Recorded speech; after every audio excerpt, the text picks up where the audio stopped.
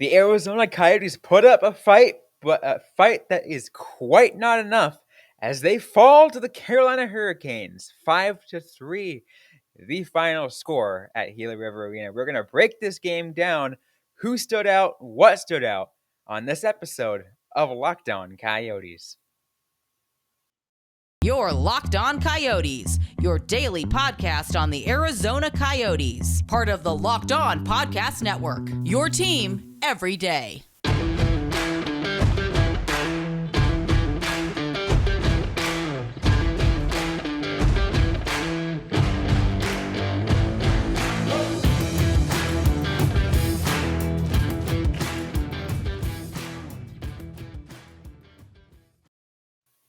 Welcome to the show, everybody. I'm Robyn Leonio. That's Carl Pavlik right beside me on this episode of Locked On Coyotes. It is post-game show, Arizona Coyotes versus Carolina Hurricanes. 5-3, the final score at Gila River Arena.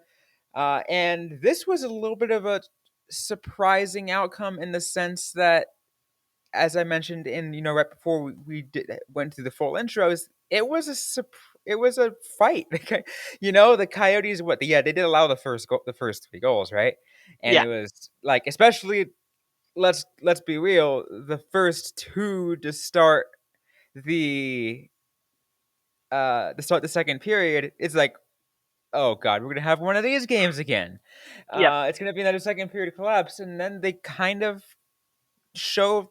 push back a little bit. Yeah.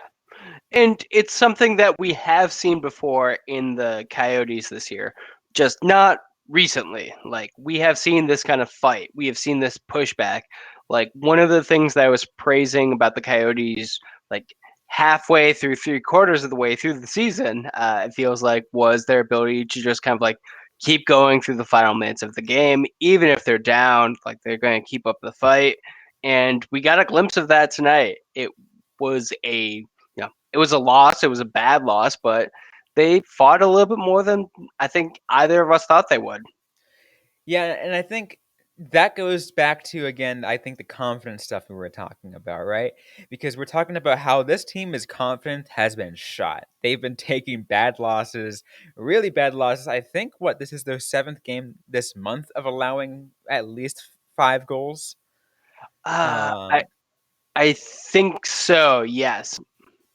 Which is, that's also crazy. And it's just like, what more can you get out of this, right? It's a team that's definitely gonna be defeated off of that, right? That's gonna really, really kill your confidence. And we're talking about what's something that they can do to bounce back, and it's gonna take veterans, right? Veterans have to speak up and have some kind of leadership in them. Like, hey, this kind of hockey we're playing, it's not okay. We gotta fight back, and we gotta at least not just lie down and let everyone run circles around us. Absolutely. Like, we got goals from Louis Eriksson and Alex Galchenyuk. Like, both have been pretty absent for most of the season. Galchenyuk a little bit more. He had like a brief stint with Keller and Schmaltz, but he only has 6 goals after tonight. Eriksson only has 3. So these are players who haven't been scoring much for the Coyotes who are getting on the scoreboard. We also got on the other end of the spectrum, Nate Smith getting his first career NHL point, which is absolutely great to see. I talked about before, it was great to see McBain get his first point. Smith got his first point. That's seeing the younger players get that quality minutes is great. It's, it's nice because I love this part of the NHL season, even if you're a team that's not going into the playoffs, because that's when all the NCAA and some CHL players start making their way through and signing contracts and just making their debuts, and they're like, oh, look at this guy. He's got and it's awesome because we're starting to see those kind of things. But yeah, I mean, as I think I saw a couple of times on Twitter today, Cal McCarr made his debut in the playoffs because he was on an NCAA team, I believe. and like the debuts are great. Am I saying that Smith and McBain are the next Cale Makar? Oh, No, no, absolutely no. not. It's just He is, just that general saying, like when you have a prospect coming over from NCAA's, especially if you're if you're a huge hockey fan, you're probably also following the NCAA. You can follow the NCAA a lot easier than you can the CHL down here in America because yeah, because especially down here, in an area where there's teams. Here in Arizona, we have an NCAA hockey team in Arizona State. And it's easy to follow because guess what? There's TV. yeah.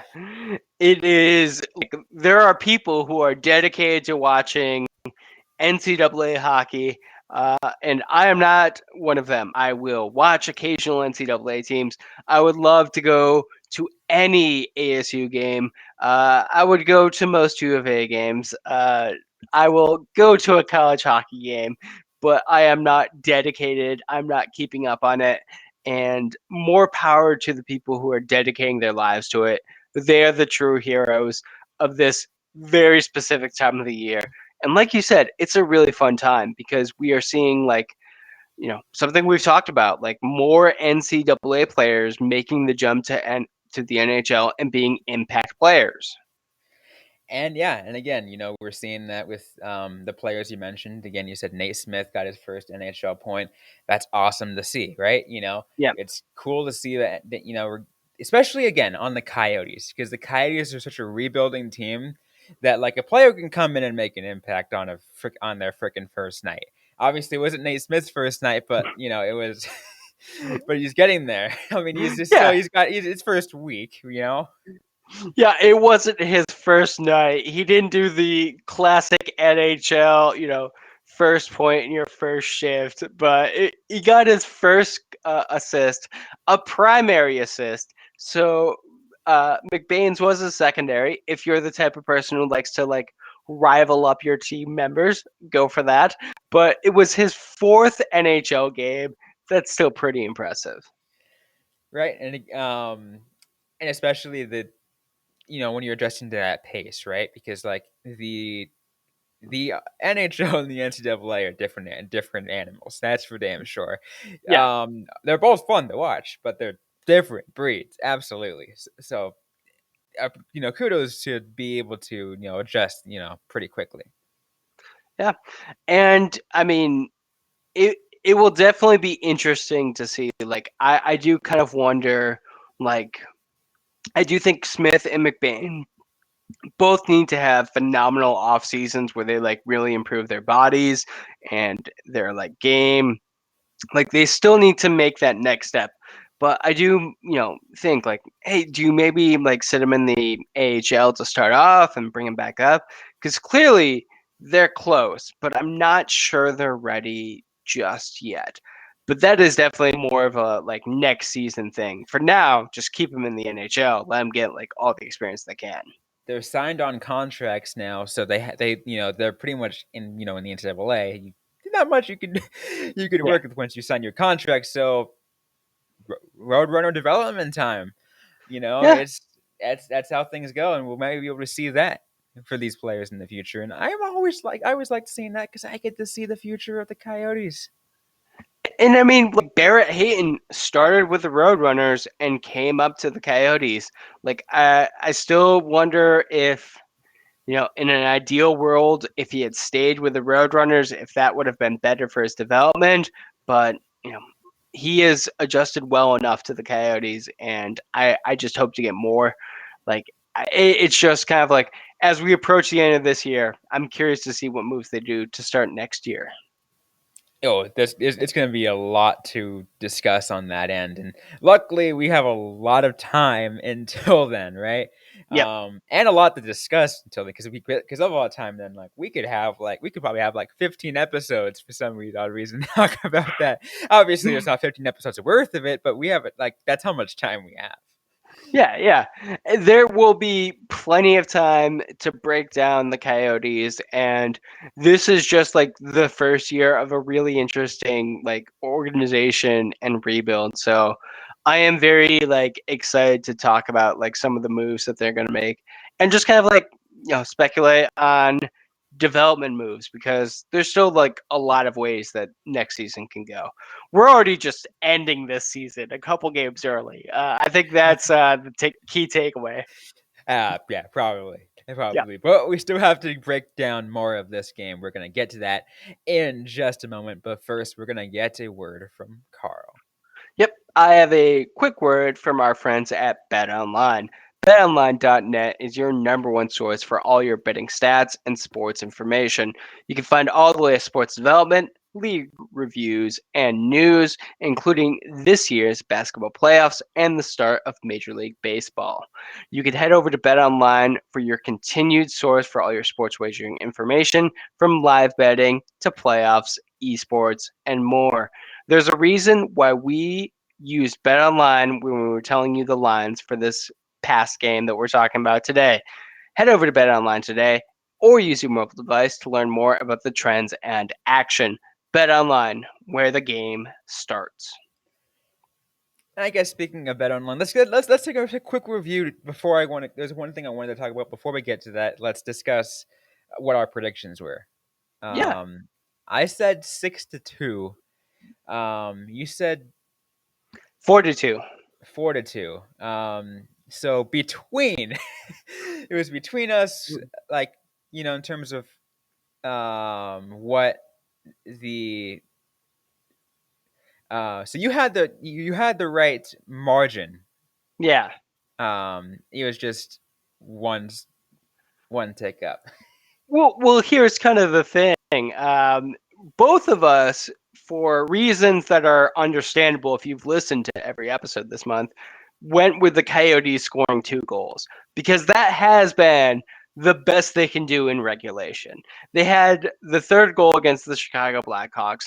That's the only time this month they've gotten 3 goals. That's why when I say that the Coyotes improved, that third goal alone, that's an improvement. That's a step forward. It's a Yeah, small one. It's like an easy hurdle, but the Coyotes finally cleared it.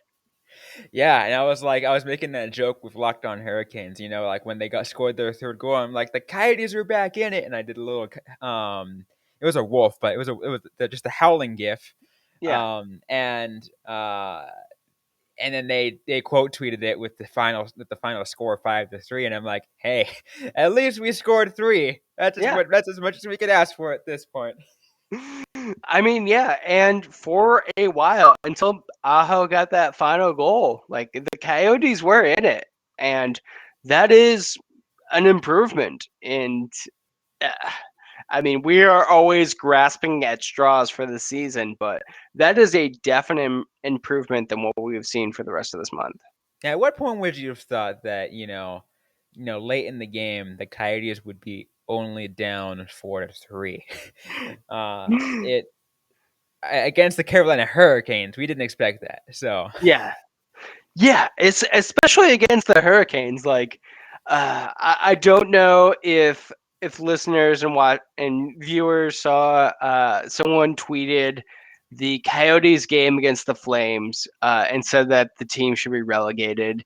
And you're like, okay, it's a very lopsided goal, like, but this game, 5-3 against the Carolina Hurricanes, that is more than either of us gave the Coyotes credit for. So I make they can still surprise us. credit to that, right? Yeah. Credit to that, and credit to proving us wrong that they can't score more than two in regulation.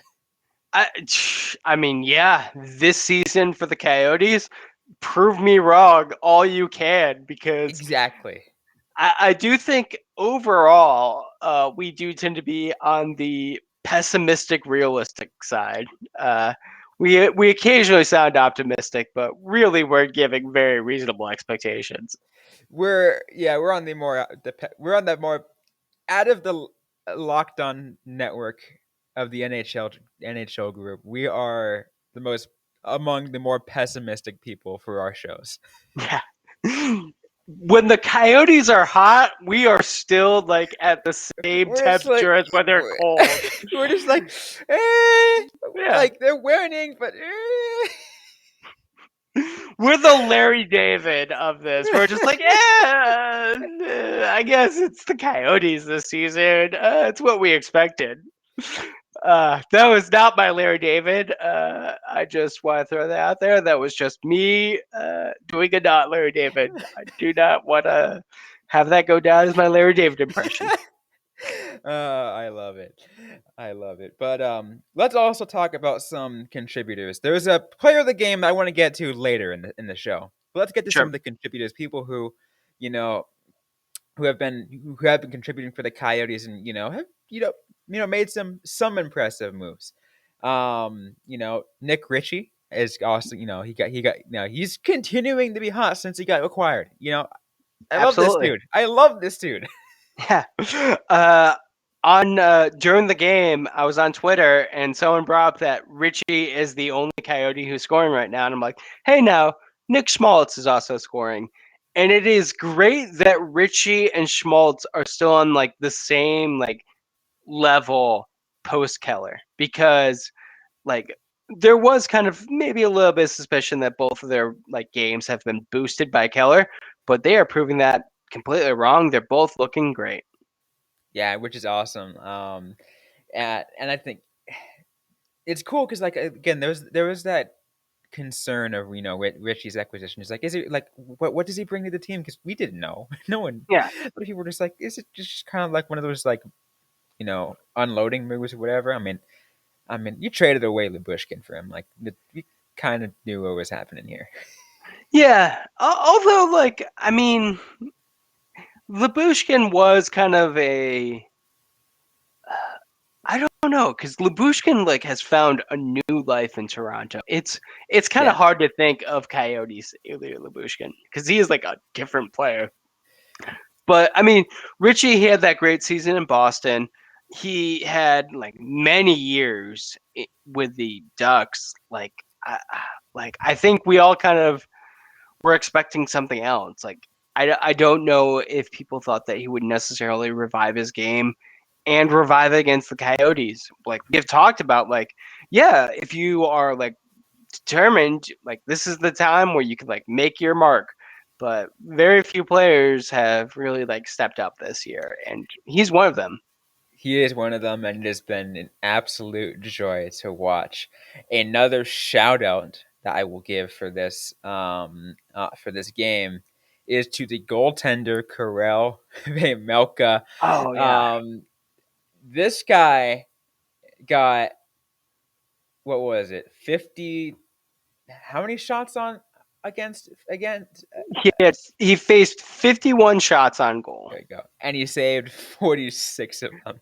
And another Another 45 45. plus. I think that is his fourth, which is just absolutely insane. And with that, just like kind of to give you the idea, I wanted to share this a little bit earlier, but now because we're talking about 51 shots on net, Yeah, the heat map, give you an idea, real quick. that's it. Oh, Look that's at where just. it's all up in front, and Remelka was able to get some, get a piece of most of that, Yeah. a 902 save percentage, like, dude. Yeah, it was definitely like it's hard to say this about a goaltender who gave up 5 goals, but it was one of his better nights because Yeah. he had to be at the top of his game. I do also want to give just a real quick shout out before we go to the next segment to former Coyote Antti Ranta. I thought he also had a really good game. Of all the former Coyotes, he was the one that I was most happy to see, just because it always felt like the team was like struggling through his injuries, and we never got to fully enjoy him. Yeah, and I think so far he's stayed relatively healthy with Carolina because he's not overworked. Yeah, he has a much like lower like workload, and he could probably play more. Like looking at his numbers, Carolina. I don't want to offer too much backstage coaching, but or backseat coaching, but yeah, you could play him a little bit more, but not too much more. I just maybe like in his 30s instead of 20s. Just You gotta know that limit, right? You gotta know that limit so you don't overwork the guy. yeah, yeah, we Because obviously yeah. you saw what happened last year when you overwork a goaltender. Yeah, and I thought he made some phenomenal saves. Like he kept that like the score tied in a way that other goaltenders haven't had to this like these past couple weeks.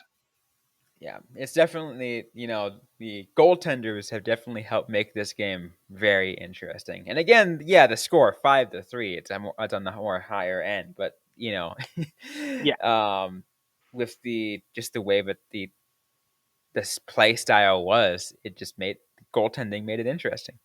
absolutely. Absolutely.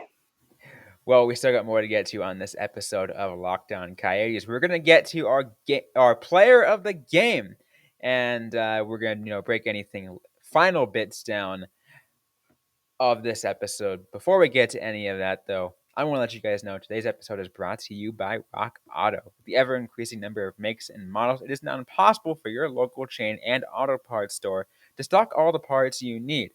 So why endure often pointless or intimidating questioning? Is your Audacy an Alex or an EX? Well, wait for the person behind the counter orders the parts on their computer, choosing only the brand their warehouse happens to carry.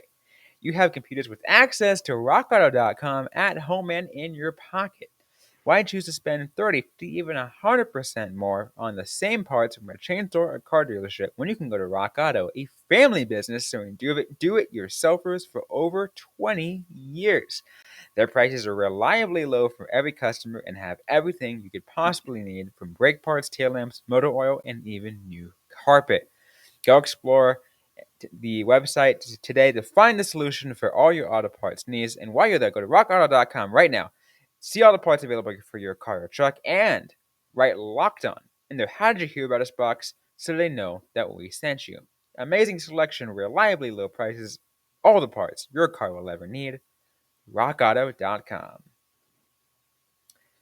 Let's finish things off here on this episode of Lockdown Coyotes. Once again, Robyn Leonio and Kyle Pavlik, as we break down the Coyotes' loss 5-3, the final score to the Carolina Hurricanes. Let us now go to the player of the game. And I think we both kind of agreed about this. Someone who showed up, probably one of his best games that we've seen in a Absolutely. long time. Kyle Capobianco. Like, he is like playing. He is playing to make sure he still has hockey left in him. Yeah, absolutely. I thought that, Shane Gostisbehere had a big hit, but other than that, it was Kyle Capobianco's night. Two primary assists, assisting on 2/3 of the Coyotes' goals. That's going to stand out every night.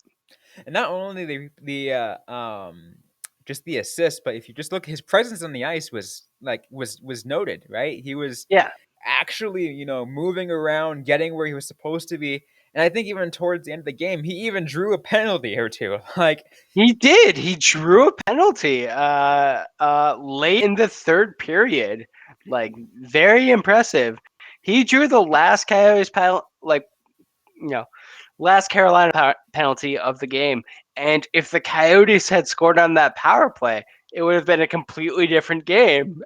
They didn't, but yeah, that's but no good, fault but on Capobianco.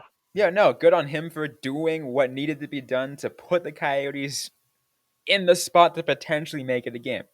Yeah, Um, like I think we both expect that next year, like the team will be in a slightly better condition. They're going to have their hurt players back, and in a game where like they actually have the weapons, drawing a late penalty when you're down by 2 goals, that is like a very impressive thing. That is something that they need like their defensemen to do. And it's great to see Capobianco doing that. the most important part of what I took out of that kind of thing, and it's kind of ties in, is the idea that kind of going back to our confidence thing, but they didn't let that in the hamper. They still knew that the game was somewhat within their grasp, and they did what was possible. Yeah. But they did what they needed to do. They did what they just they didn't give up. Yeah. I think that's the most important part. I mean, and it's great to see. I am very curious why this game against the Carolina Hurricanes was like the one specifically they decided not to give up in the third period, because let's be honest, a couple of times this month they've given up in the third period. But this is like just that lifeblood. Like, this is what we need to see. Like, even if they don't win games, like, I want to see them go out with a fight. And we've been saying that all season long, right? Yeah. That's what we've been saying. Like we know the Coyotes are going to lose a lot of games this year, but what we want to see is them losing by putting up a fight, like a Yeah. one hell of a fight that no game is easy to win against them. Yeah. And I mean, that's going to look differently every single time, but I prefer a 5-3 loss over a 5-1 loss any day. Oh, absolutely, absolutely. Because again, it just shows. I mean, obviously, someone could be like, "Well, a loss is a loss," but yeah, again, you know, if you, just to see the effort, right? The Yeah. effort put out there, the and the lack of a loss in confidence. Yeah. That again, God, I'm going back to that again. The confidence is huge because if you maintain confidence, you don't let that get taken away from you at any point in the game. Like that will kind of help you endure a long season. And again, we're towards the end of the season now, so kind of whatever. But the principle is still there. Yeah. And like, that's why I think it's so good that Capobianco like was the one who like started this comeback. Like, he got that like I said, the primary assist. And I do think, more than anything, goals are how you get confidence. More than like, a big hit, more than a fight, like scoring a goal is what gets teams in the games. I love it when the Coyotes have players who can score goals and like start that comeback. And just like, we haven't seen like anyone do it enough this year, but like we certainly haven't seen like Capobianco or like the Coyotes blue line in general like step up and contribute to the offense in that way. And it's great to see, like, as the season's ending, like we are still getting like that kind of engagement. Absolutely, because we want to be able to see that because the Coyotes have to be more next year than Schmaltz, Kraus, and Keller. Yeah. Right? They have to be more than them. I mean, if nothing else, the end of the season has taught us that the Coyotes need to be more than Schmaltz, Keller, and Kraus, and Chikrin. Let's throw him in there. And just like this season has taught us that the Montreal Canadiens need to be more than Carey Price. Like, these teams need to be more, and that's what building through the draft is all about. Absolutely. The Arizona Coyotes now have 6 games remaining on their belt. They got the Chicago Blackhawks for tomorrow's game on Wednesday, which is probably the only game that might have a chance to win. Yeah, I'm I like their fight, so I'm gonna throw Dallas, Nashville, and St. Louis into the maybe pile just because I like the Coyotes fight. As long as Vegas already is eliminated, I'm fine with that. I like how I didn't even say Vegas. You're just like, none of what you said matters. The only thing that matters is Vegas. Yeah, I mean, because screw Vegas. Uh, Uh, but the 6 games left, they it's gonna be an interesting finish. It will yeah, definitely be an interesting finish to see how the Coyotes do, how much of a fight they put up, and kind of going back to tie things back to the beginning of the season is who remembers or who keeps in mind that they have something to prove going into the off season. yeah. I mean, if nothing else, I'm sure everyone's agent is calling them to say, hey, leave a good impression as we move forward and end this season. Because even if you're not in the desert, you're gonna want to be somewhere, and just leave a good impression. And if you don't, well, unfortunately, your NHL career might be over. Yeah, yeah. Or at the very least, you'll probably be losing out on a couple of hundreds of thousands of dollars. These are NHL players we're talking about. Yeah, So well, we're talking. Well, these NHL players they might end up going to like, yeah, you didn't impress enough, so we'll give you a PTO. yeah, PTO versus league minimum versus maybe a little bit extra. Yeah, that's how things go. Anyways, that is it for today's episode of Locked On Coyotes. If you like what you heard, don't forget to leave a review, like, comment, subscribe if you yet to already. We're available everywhere you get your podcasts, including on YouTube. Don't forget to interact with us on social media. We're on Facebook, facebook.com/LockedOnCoyotes, on Instagram at LockedOnCoyotes, and on Twitter at LO_Coyotes. I am personally at Robyn_Leonio. Carl Pavlik is at Carl Pavlik FFH. Interact with us, ask the question you might have. We can answer them right back or on a future episode of the Locked On Coyotes podcast. Thanks again, everyone, for listening to today's episode. Hope you guys are staying safe out there. Hope you guys are staying healthy. And don't forget to howl on.